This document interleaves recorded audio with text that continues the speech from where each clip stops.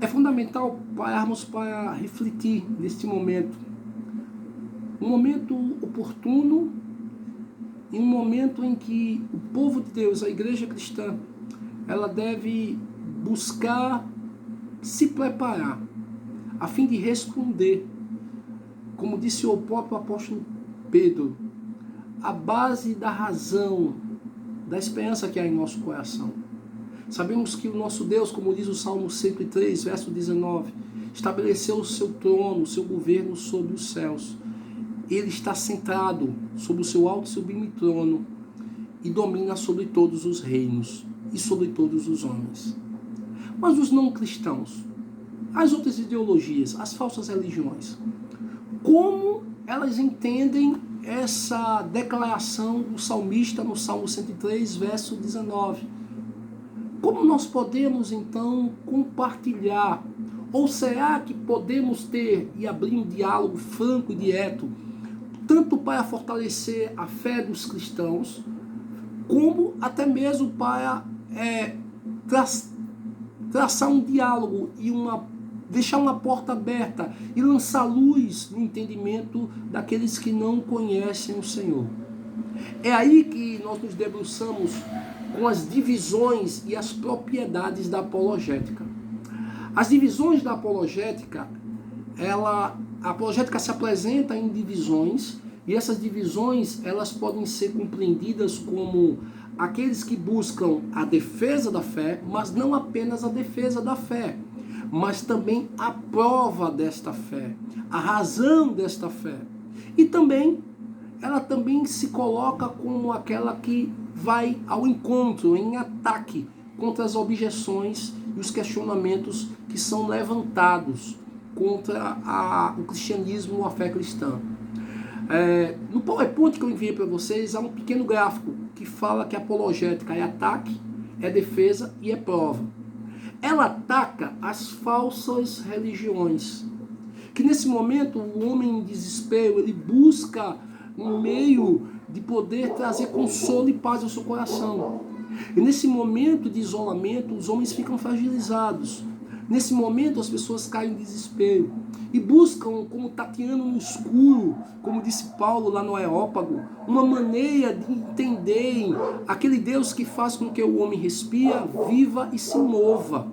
E assim como no tempo de Paulo, lá em Atenas, lá descrito no capítulo de número 16 de Atos, assim também é a nossa humanidade, um panteão de religiões e de deuses. E eles buscam em todo e qualquer Deus buscar resposta e solução para este momento, para este problema. E acima de tudo, para trazer existência e paz ao seu coração. Uns se agarram na religião, na ciência. Outros se agarram nas esperanças que são trazidas pelo governo, pela política. Outros se agarram na esperança que é trazida pelos próprios homens. Outros trazem a esperança que é trazida na expressão de várias outras religiões e ideologias. Mas nós sabemos, e nós cremos, e temos certeza que a nossa esperança está em Cristo Jesus, nosso Senhor, segundo as Escrituras. Daí o cristianismo bíblico é ele que fundamenta o ataque, o argumento de ataque na apologética do cristão em diálogo contra as objeções daqueles não cristãos das falsas religiões. O discurso cristão, o argumento cristão se baseia na própria Escritura, na defesa do cristianismo que é bíblico, fundamentado apenas na palavra de Deus, inerrante, suficiente, infalível palavra de Deus, suprindo toda e qualquer necessidade humana, seja no campo moral, social, comportamental, emocional, psicológico e, acima de tudo, espiritual. Os homens têm sede do Deus vivo. Também como uma defesa, ela defende o cristianismo, também com os argumentos trazidos pela própria Escritura, e supre essa carência de muitos cristãos que têm sua fé abalada nesse momento, como incrédulos, que querem sim, têm objeções e querem sim crer num Deus todo-poderoso, onipotente, onisciente, onipresente, que se manifestou de maneira maravilhosa aos homens, graciosa, trazendo sua salvação. Eles querem, mas têm dificuldade em compreender uma doutrina como a doutrina da Trindade. Compreender de maneira racional e clara a doutrina da economia de Deus, onde o único Deus é presente em três pessoas, que têm a mesma substância, a mesma essência, Pai, Filho e Espírito, por toda uma eternidade, vivendo em harmonia, em comunhão. Mas a matemática não fecha. Para muitas pessoas, três jamais pode ser um. É impossível compreender. E é por isso, irmãos, que a apologética ela se esbarra na dependência do Espírito. Porque apenas o Espírito Santo, como as próprias Escrituras definem, é ele que convence o coração do homem da justiça, do juízo, e que ele é um pecador e necessita da oferta graciosa de Deus para a sua salvação. Também a apologética utiliza do cristianismo, porque a base e o fundamento dela não são a razão humana, não é o raciocínio humano, não é o intelecto humano, mas é as Escrituras que são a palavra de Deus. Então ela busca provar a ordem implícita das coisas, com aqueles que na verdade questionam a existência de um Deus diante do caos da humanidade. Então os homens, os apologetas, buscam como prova mostrar de forma ontológica e teleológica os argumentos a respeito da ordem da criação, que o universo de maneira cósmica ele conspira, na verdade, para apresentar ao homem, contra a razão do homem, que há apenas um Deus e um Senhor, que controla todas as coisas.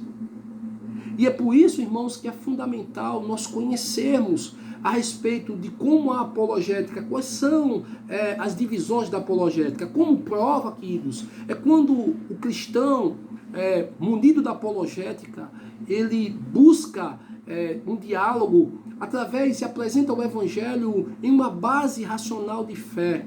E essa base racional, ela procura evidenciar que o cristianismo verdadeiramente é genuíno, é verdadeiro, fornecendo evidências a respeito da verdade do Evangelho, o Evangelho de Deus. É exatamente o que Paulo fez em 1 Coríntios, capítulo de número 15, versículo 1 a 11. Se você observar, Paulo ele vai defender de maneira clara, na evidência das Escrituras, mas de uma maneira lógica, a respeito da ressurreição de Cristo, que é um fato já aguardado e esperado. É um fato que já havia sido anunciado, pré-anunciado, muito antes de Cristo nascer nas Escrituras. Onde o texto vai dizer, lá em 1 Coríntios, capítulo 15, que Cristo nasceu, que Cristo foi crucificado segundo as Escrituras. E que também Cristo havia de ressuscitar segundo as Escrituras. Portanto, para o judeu firmado nas Escrituras, não é a surpresa. Na verdade, é a prova da evidência da ressurreição de Jesus Cristo. E da maneira com que o Messias, o prometido, o ungido de Deus, o Salvador do mundo, ia ter que padecer pelos pecados dos homens. Ele havia de morrer. Ele nasceu para morrer. E por meio da sua morte e ressurreição, provar conciliação e salvação para os homens. A apologética também, ela se baseia em uma defesa. E essa defesa é quando o apologeta, o cristão, ele vai defender a razão da sua fé diante de um ataque. Mas como? É atacando? Não, dialogando, respondendo com maturidade, respondendo com mansidão, lembra? Mansidão e temor, com respeito e educação, com compaixão, às objeções dos descrentes, dos incrédulos. Queridos, é necessário boa educação, bom siso, na hora do diálogo com os não cristãos. O nosso testemunho, ele deve fundamentar, ele deve basilar, ele deve ratificar, deve dar o crivo daquilo que nós cremos. Não precisamos debater, discutir, não precisamos erguer a nossa voz, não precisamos levar para o campo pessoal, não precisamos levar para um embate espada a espada. Não saímos como vencedores.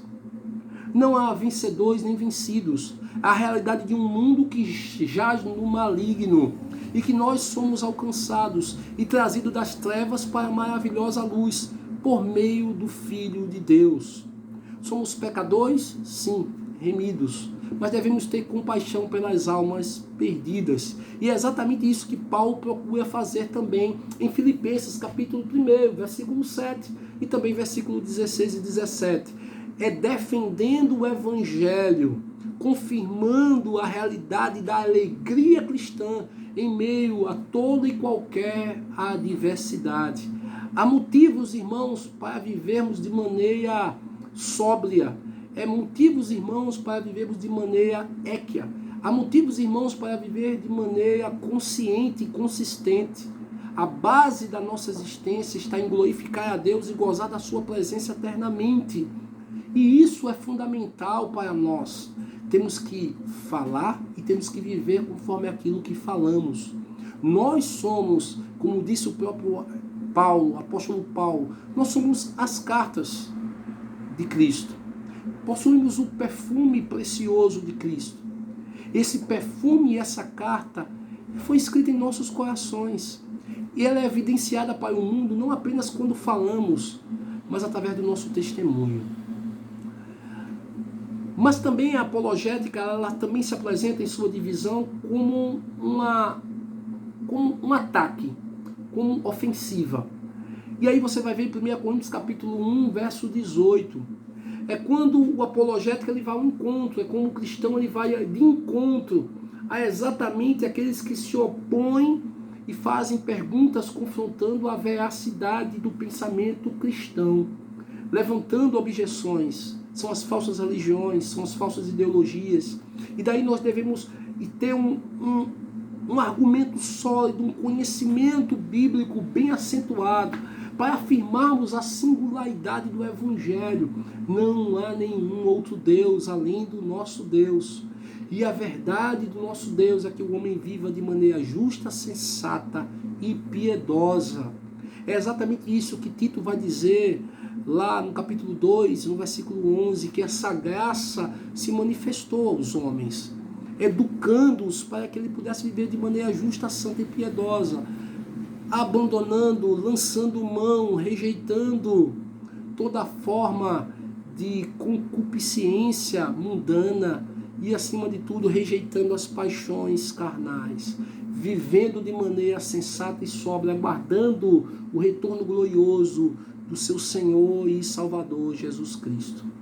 Daí, irmãos, a apologética, ela também, diante das suas divisões, ela possui funções. E quais são as funções da apologética?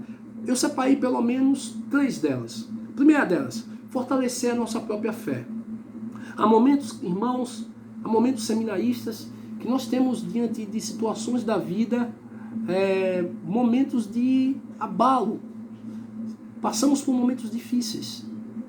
E daí a apologética, o conhecimento das Escrituras, fortalecendo a nossa mente de maneira crítica, conceituando aquilo que nós compreendemos a respeito da verdade do Evangelho, faz com que o nosso coração ele possa se submeter a ataques. Jovens passam por isso constantemente nas universidades, até mesmo muitas vezes no próprio seminário, quando nós somos confrontados aquilo que nós acreditávamos sobre, por exemplo, um conceito de salvação, e de repente algo novo surge e traz uma objeção e muitas vezes uma dúvida sobre aquela dogmática, aquela doutrina, aquele conceito que nós tínhamos guardado no nosso coração há muito tempo, e parece que tudo é abalado.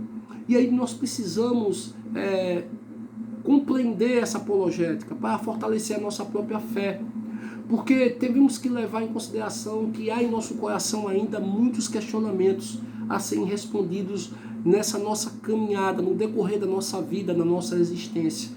Questionamentos esses que são mal resolvidos. E a pergunta que eu deixo aberta aqui é: se no nosso coração, que somos homens e mulheres de Deus, que estamos estudando teologia, fazendo teologia, buscando as Escrituras, compreendendo um pouco mais a verdade das Escrituras, surgem questionamentos, há momentos de dificuldade que abalam a nossa fé, a nossa caminhada. Imagina nossos irmãos que nada disso tem, que não conhecem nada disso, que não tem nenhum desses conceitos, nem a sua base. Como eles se sentem diante desses desafios? É por isso que a apologética ela serve, primeiro, para fortalecer a nossa própria fé. Segundo, para ajudar a fortalecer a fé dos nossos irmãos em Cristo. A apologética ela é uma disciplina a ser compartilhada, por isso ela é prática. Ela não fica apenas no campo das ideias, ela tem que partir para o campo da vida. Implica conhecimento em existência. Portanto, irmãos, a apologética busca ajudar os nossos irmãos. Nós, como membros do corpo de Cristo, temos sim o dever de fortalecer e ajudar uns aos outros, carregar a carga um dos outros, orar um pelos outros, amar uns aos outros. E a apologética também é prova de amor, prova de um genuíno amor cristão, que é o cuidado com a vida do teu irmão. Também serve, por terceiro, para remover as barreiras. Barreiras, muitas vezes, que são intelectuais dos descrentes. Como eu tinha dito antes, há muitos que têm questionamentos. Eles desejam compreender, mas há questionamentos racionais, há manifestações de dúvidas que surgem, por exemplo, a respeito do mal. Se Deus é bom, por que existe o mal? Se Ele é onipotente, por que Ele não extermina o mal? Se Ele é onipresente, onde é que Ele está nesse momento que o mundo está em caos e os homens estão sofrendo? Se Deus é onisciente, será que Ele não sabia que os seus filhos sofreriam? Esses questionamentos, irmãos, há no coração de muitos cristãos, em silêncio, e repousam esses questionamentos apenas na palavra, na fé. E outros vivem o tempo inteiro nesse questionamento, nessa linha, em cima de um muro, uma linha muito tênue. E muitos jamais compreenderão a profundidade das riquezas que é a palavra de Deus. Essas barreiras que são verdadeiros abismos, o apologeta ele procura minimizar. É verdade que nem todas as respostas nós vamos ter, mas pelo menos vamos trazer um campo de diálogo aberto com aqueles que não compreendem e não conhecem o Evangelho, fazendo com que pelo menos lancemos luz e levando eles a questionarem, a seu próprio questionamento, fazendo com que eles possam meditar a respeito daquilo que eles mesmos estão declarando. E eles possam entender, acima de tudo, que há um Deus, há um Senhor. Que apesar de todo o caos da humanidade gerado pelo pecado, Ele o ama. Quais são os outros objetivos da apologética? A apologética, pelo menos, eu separei 2 objetivos. O primeiro delas, é importante compreendermos que ela vai estabelecer uma maneira de fortalecer os nossos irmãos de maneira argumentativa, racional, a poderem se defender, poderem conceituar de maneira crítica as demais filosofias, que são a ingerência muitas vezes mundana, maligna, que se levantam contra a verdade da fé cristã. Influências como o evolucionismo, o materialismo, o comunismo, o humanismo, o marxismo, modernidade, o ocultismo, sincretismo, inseridos na sociedade e que, infelizmente, está mais perto de cada um de nós e dos nossos ares do que pensamos. Perto das nossas crianças, perto dos nossos filhos, perto das nossas esposas, perto dos esposos das irmãs, inclusive perto dos próprios seminaristas. Também, irmãos, é a maior tarefa da apologética cristã auxiliar na criação, na sustentação de um diálogo relevante, onde a igreja, como diz o puritanismo e o puritano John Owen, que a igreja ela deve estar como serva do Senhor, imbuída de uma missão na própria sociedade. A igreja ela tem que ter o fundamento de poder estar aberta para ouvir e dialogar com a sociedade, influenciando, não sendo influenciada, mas influenciando a sociedade através do Evangelho, de maneira intelectual, viabilizando que as pessoas tomem conhecimento, tomem compreensão e valorizem acima de tudo, a verdade primar do Evangelho. A igreja ela foi chamada do mundo, mas preparada para retornar agora ao mundo e ser relevante, influenciadora, sal e luz. E é por isso, irmãos, que a apologética ela nos concede, acima de tudo, ferramentas para que possamos fazer uma evangelização relevante, significativa. Quando nós vamos confrontar as objeções de homens, quando eles perguntam no momento, se Jesus, por que Jesus morreu? Eu não pedi para ele que ele morresse no meu lugar. Dizer que apenas que ele ama, como muitos vão fazer a evangelização e dizem que ele te ama, ele entregou a vida por ti, e muitos vão dizer para você, e vão se perguntar, dizer assim, e por que ele não me amaria? Qual foi o mal que eu lhe fiz? Salvar de quê? Que condenação é essa? O que é o inferno? Uau, o inferno é aqui, irmãos. O inferno é isso aqui. Como é que você vai responder a essas objeções se você não tiver um diálogo franco, aberto, sensível, mundido de graça, de comunhão, mas acima de tudo, de um bom intelecto fundamentado na própria Escritura? É isso que a apologética faz. O objetivo dela é trazer um diálogo, um discurso. Amém? Quais são as diretrizes, então? Qualquer pessoa pode fazer apologética? Sim. Qualquer cristão pode e deve fazer apologética. Porém, é necessário levar em consideração que a apologética ela requer algumas qualidades do apologeta. Assim como ser cristão, evidenciar o cristianismo em testemunho requer algumas qualidades do homem de Deus. Algumas virtudes que são trazidas e compartilhadas, comunicadas pelo próprio Espírito Santo. Dons do Espírito Santo. Entre elas, eu separei 4. A piedade. Uma vida de comunhão com Deus. Uma vida de amor a Deus e amor ao próximo. Uma vida de devoção. É necessário que o apologeta, todo cristão, que vá comunicar o Evangelho com crentes ou com não cristãos, com incrédulos, ele tem que ter uma vida de devoção. Ele deve possuir um equilíbrio entre o que ele fala e na vida que ele tem com o próprio Senhor. É necessário que ele seja servo. E ele ame a criação como imagem e semelhança de Deus, mesmo na condição de caída. Mas ele tenha esse no coração, uma vida devocional, pessoal, diária, constante. É necessário piedade. Também é necessário um bom preparo. Paulo exorta Timóteo para que Timóteo pudesse, acima de tudo, não dialogar, não perder seu tempo com questões insensatas, com fábulas, mas que Timóteo não desprezasse de maneira nenhuma aquele dom que havia nele, aquilo que havia em seu coração. Que Timóteo pudesse crescer no conhecimento e na graça de Deus a fim de compartilhar o Evangelho. E isso ele pudesse ensinar, exortar. E por meio das Escrituras, sabendo que ela é totalmente inspirada e autoritativa a palavra de Deus, ele pudesse por meio dela ensinar, repreender, corrigir, educar na justiça.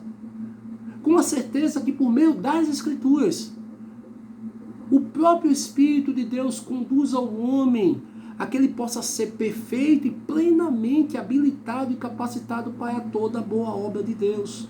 É necessário, portanto, tomarmos conhecimento do conselho de Paulo a Timóteo. Olha, procura, antes de tudo, antes de exercer teu ministério.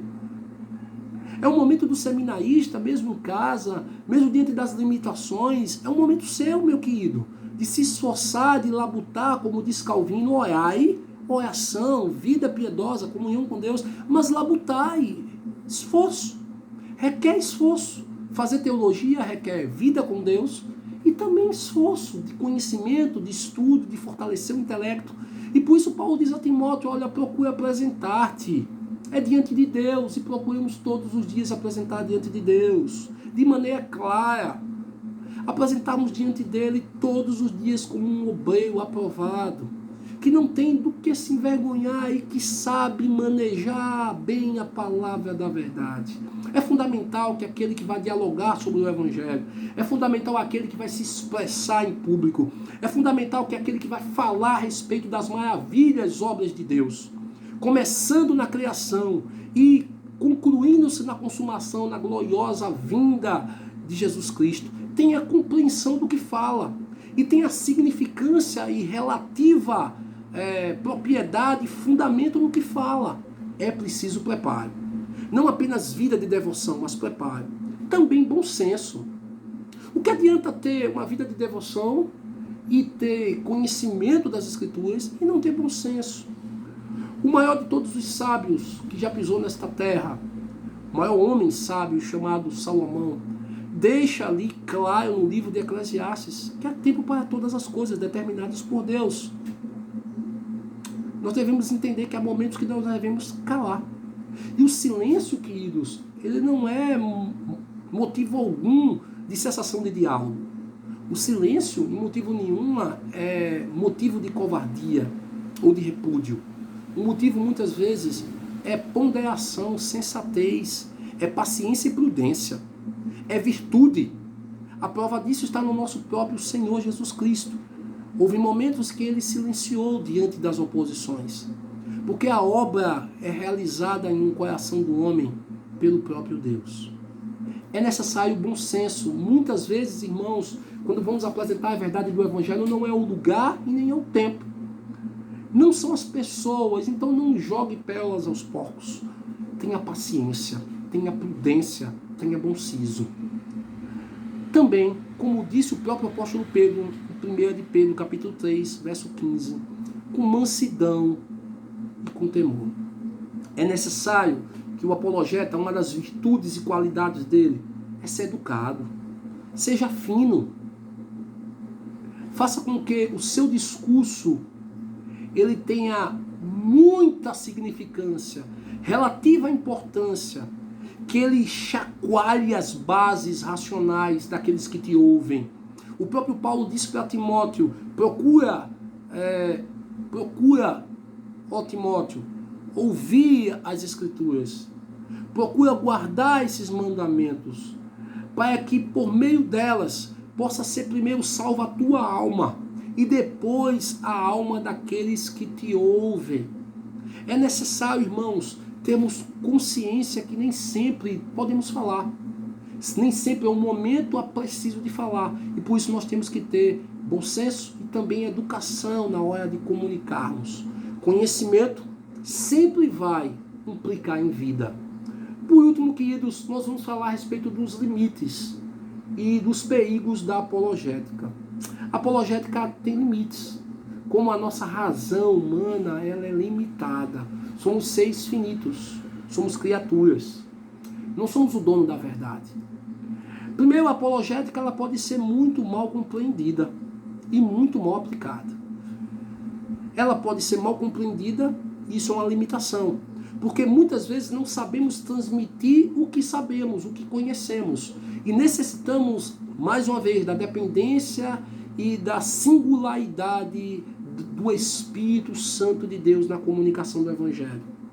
Por isso, às vezes, as pessoas que nos ouvem, eles compreendem muito mal o que falamos. Segundo, ela pode ser mal aplicada. Eu posso dizer algo e aquela pessoa entender de maneira equivocada e aplicar de maneira equivocada. Por isso, ela tem limitações e perigos. Essa transmissão também, ela pode trazer uma impressão errônea que parece que a fé ela é apenas de caráter racional e não é. A base da nossa fé não é apenas de forma racional.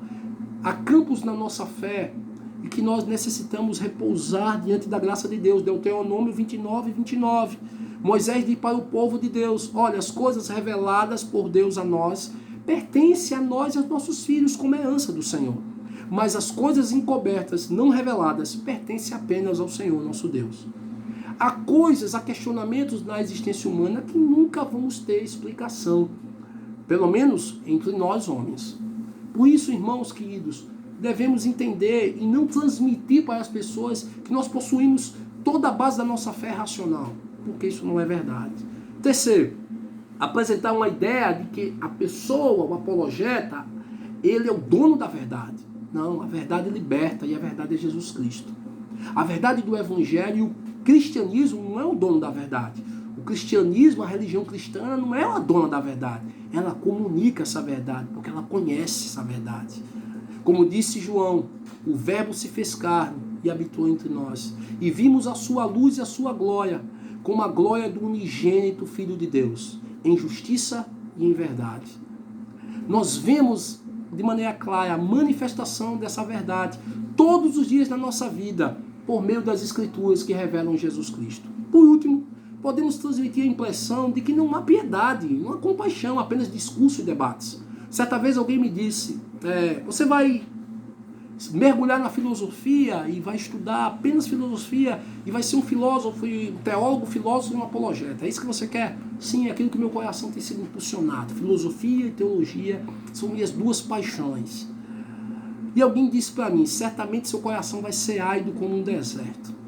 Você vai necessitar de torrentes de águas. Eu vou orar por sua vida.